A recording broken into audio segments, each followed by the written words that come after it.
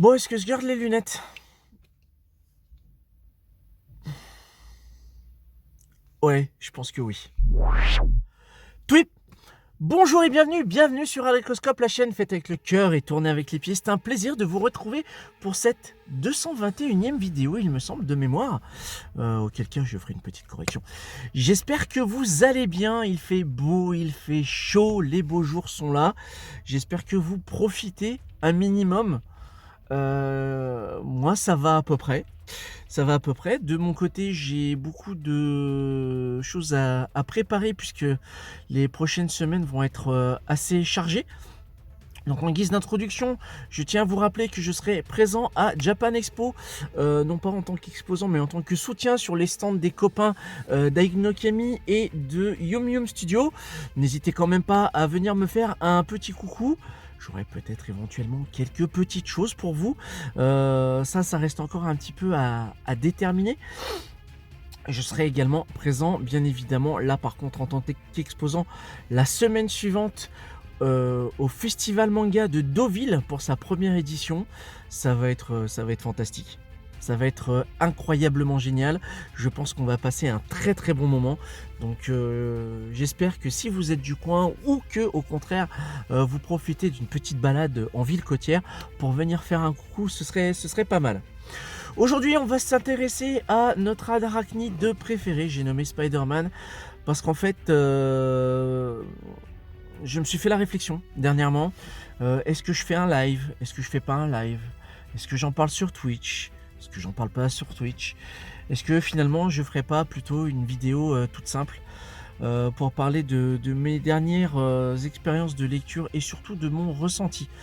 Je pense que la vidéo s'est finalement imposée.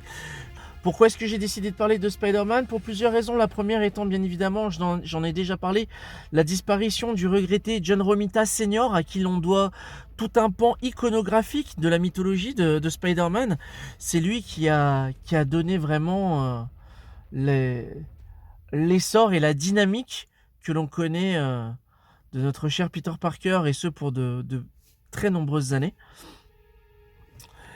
Et j'ai voulu aussi réagir sur la polémique qui enfle vis-à-vis des productions cinématographiques déjà de Spider-Man Across the Spider-Verse dans un premier temps et de Marvel Studios en général. Pourquoi je veux parler de Across the Spider-Verse? Parce qu'en fait, si vous ne le saviez pas, la production et la réalisation du second opus des aventures de Miles Morales, c'est vraisemblablement fait dans la douleur. Dans la douleur la plus totale et voire même potentiellement la torture, puisqu'on parle bien évidemment de conditions de travail qui imposaient aux artistes de bosser jusqu'à 11 heures par jour, 7 jours sur 7. Donc, sur le long terme, on se doute bien que ça ne suit pas. Ça ne peut pas suivre sur le plan humain. Il y a des limites à ne pas franchir, et là, les studios de Sony Pictures les ont très largement et goulûment franchis. Et c'est... Voilà, j'essaye de faire un bon mot et encore une fois, je n'y arrive pas. Et ça, c'est quelque chose que je ne peux pas cautionner, et je le déplore vraiment sincèrement. Surtout quand on sait qu'une scène en particulier dans ce film a nécessité plusieurs mois de travail rien que pour cette scène. Ce qui est absolument fou, ce qui est complètement insensé, c'est même carrément absurde quand on y pense. Et c'est vraiment dommage. Pourquoi est-ce que je veux parler de Spider-Man? Je veux aussi parler du Spider-Man qu'on ne connaît pas forcément, dont j'ai déjà parlé également sur Alecroscope. Je vais bien évidemment parler des aventures de Spider-Man dans les journaux. Il faut savoir qu'à partir de 1977, Stan Lee, avec le concours de John Romita Sr., encore lui, qui avait lâché les aventures du tisseur dans les pages des comics,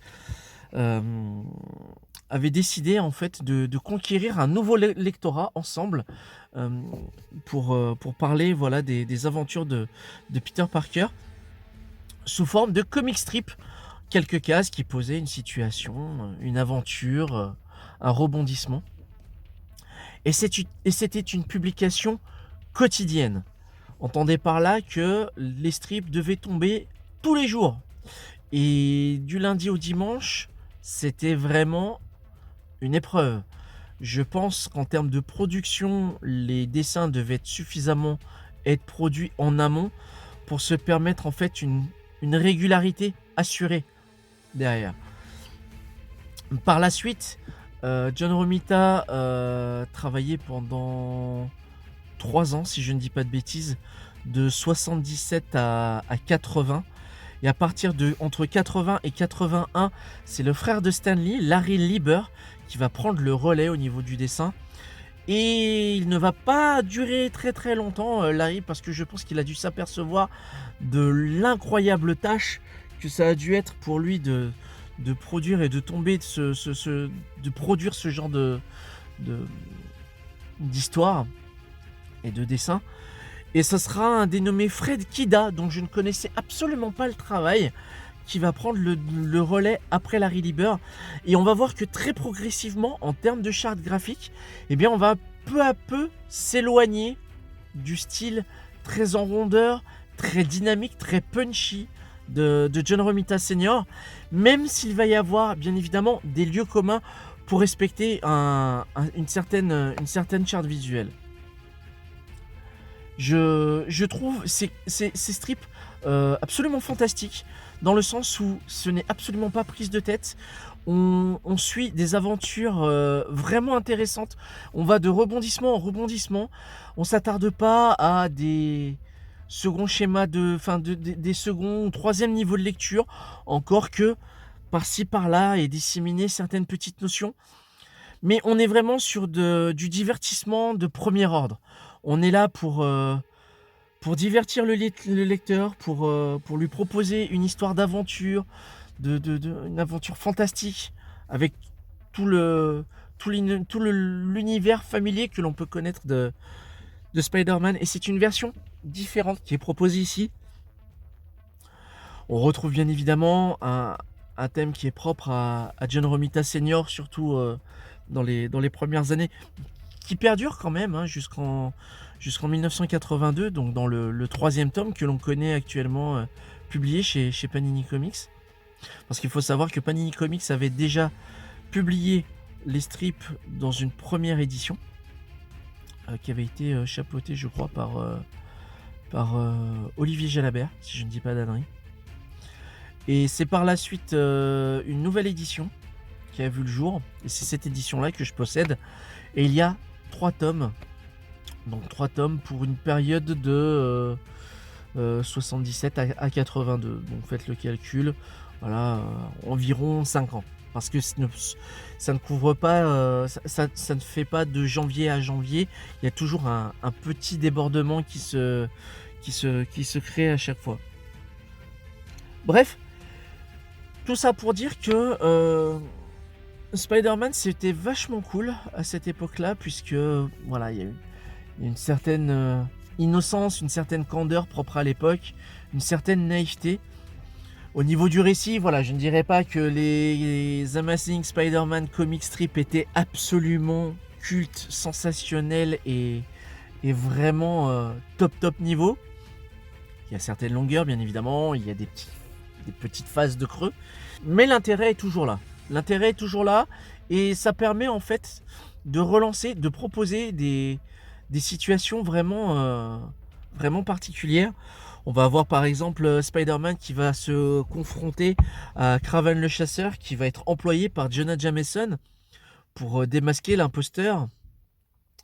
On va avoir Dr Octopus qui va sortir de prison et trouver une chambre à louer chez une vieille mamie en la personne de Tante May, et qui va en profiter pour faire un coup monté, pour faire un casse et faire endosser la responsabilité sur Peter Parker. Et voilà, c'est des petites situations comme ça qui vont être assez folles, qu'on n'avait pas spécialement l'habitude de retrouver dans les pages des comics. Et c'était vraiment très cool. Et j'avoue que c'est ça qui me manque un petit peu actuellement en termes de lecture. c'est de trouver de la lecture un petit peu légère, un petit peu fraîche comme ça, qui va proposer quelque chose d'un petit peu décomplexé, un petit peu folle, un petit peu naïve aussi, mais qui va surtout permettre au héros vraiment de briller. Donc voilà, en fait, dernièrement, je me suis fait cet état de fait, c'est que je commence davantage à apprécier les anciennes productions sur l'univers de Spider-Man et potentiellement des comics en général que de ce qui sort actuellement. Et je le déplore sincèrement parce que c'est vraiment une allure de vieux con.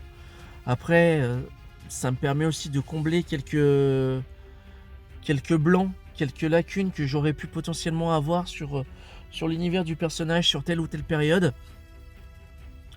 Le comic strip étant vraiment sur le plan de l'histoire du comic book, sur le plan culturel, une véritable curiosité que je vous invite à découvrir ou à redécouvrir si vous connaissiez déjà le support. Quant aux adaptations en termes de propositions, que ce soit au cinéma, en série, en animation, je trouve ça intéressant, mais sur le plan déontologique, j'ai vraiment de sérieuses réserves. Est-ce qu'il faut véritablement sortir des productions à tout va pour inonder le marché d'adaptation de comic books au détriment de la qualité, que ce soit au niveau de l'écriture ou que ce soit au niveau des effets, quitte à faire partir en burn-out des dizaines et des dizaines, si ce n'est pas des centaines d'artistes qui vont contribuer et participer au projet, qui vont littéralement donner leur sueur et leur sang. J'en suis pas aussi sûr. J'en suis vraiment pas aussi sûr. C'est sur cette note un petit peu négative que va s'achever cette vidéo. Je vous remercie de l'avoir regardée jusqu'au bout. Si vous aussi, vous avez apprécié de façon un petit peu mitigée le second opus de Spider-Man Across the Spider-Verse, n'hésitez pas à m'en faire part dans les commentaires. Et parlez-moi de vos expériences de lecture concernant le teaser. Quel est pour vous le pinacle, la lecture, l'histoire qui vous a le plus marqué de l'univers de l'araignée? Quant à nous, on se retrouve la semaine prochaine pour une autre vidéo. On se retrouve évidemment mercredi pour un stream qui aura lieu sur ma chaîne Twitch, dorénavant sur la chaîne Alry Comics. D'ici là, prenez soin de vous, portez-vous de bien, pleine funkitude, et à bientôt pour une prochaine vidéo. Ciao!